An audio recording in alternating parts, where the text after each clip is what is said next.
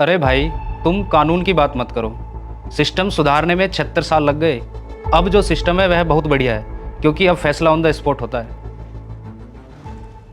फैसला on the spot ही करना था बच्चे, तो मैंने और मेरे साथियों ने 2 साल 11 महीने और 18 दिन जाग कर यह किताब क्यों लिखी?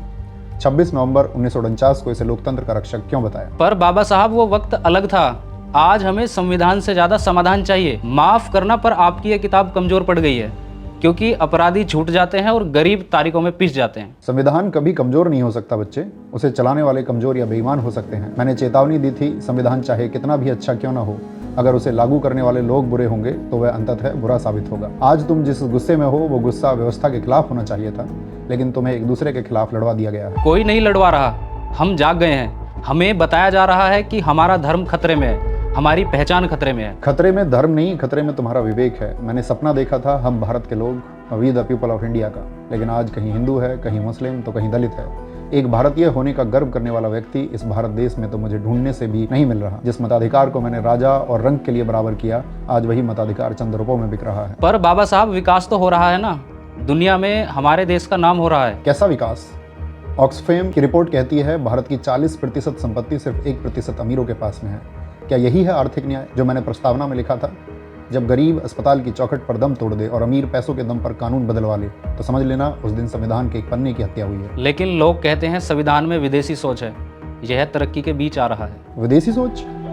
समानता, स्वतंत्रता और बंधुत्व, लिबर्टी, इक्वलिटी और फ्रेटर्निटी क्या विदेशी हैं? बच्चे, यह किताब तुम्हें बोलने की आज़ादी देती है। आज तुम सरकार, सिस्टम, यहाँ तक कि मुझे भी गाली दे सकते हो। यह हक तुम्हें इसी किताब ने दिया है। जिस दिन इस किताब की अहमियत खत्म हो गई, उस दिन तुम्हारी आवाज़ सिर्फ एक चीख बनकर रह जाएगी। पर आजकल सवाल पूछने और अधिकारों की बात करने पर तो देशद्रोही बोल दिया जाता है। यही तो दुर्भाग्य है।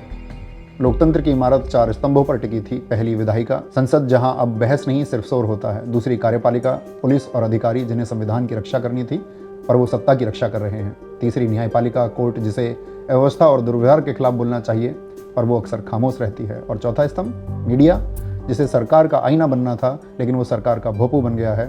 इस देश का मीडिया इस कदर चाटुकार बन गया है कि उसने मानवता को शर्मसार कर दिया है। बच्चे, मेरी बात याद रखना, भक्ति धर्म में मोक्ष का मार्ग हो सकती है, लेकिन राजनीति में भक्ति तानाशाही का मार्ग है। बाबा साहब, आज मेरा भ्रम टूट गया। मुझे साफ दिख रहा है असली खतरा संविधान को नहीं, हमारी सोच को है। यह लड़ाई किसी पार्टी के खिलाफ नहीं, अपने अधिकार और वजूद बचाने के खिलाफ है। मैं वादा करता हूं, अब मैं भीड़ का हिस्सा नहीं, संविधान और लोकतंत्र का रक्षक बनूंगा। जिस दिन इस देश के लोग और युवा दूसरे के सारे पर नाचने से इनकार कर देंगे, उस दिन भारत के संविधान को कोई खतरा नहीं होगा। जय हिंद, जय संविधान।